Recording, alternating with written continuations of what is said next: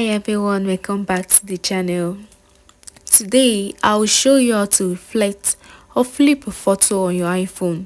It's quick and easy. Let's get started. First, open the photo app on your iPhone. Then you find the photo you want to reflect and tap on it to open it. Tap on the edit in the top right corner of the screen. Tap on the crop and rotate icon at the bottom. It looks like a square with arrows. Tap on the flip icon, a triangle with two arrows pointing left and right, at the top left or bottom right of the screen. This will flip the photo horizontally.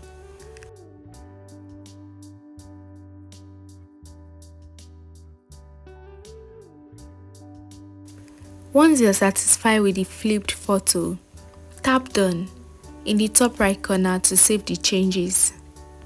And that's it guys, you successfully reflected the photo on your iPhone. If you found this tutorial helpful, make sure to like and share. And stay tuned for more handy iPhone tips.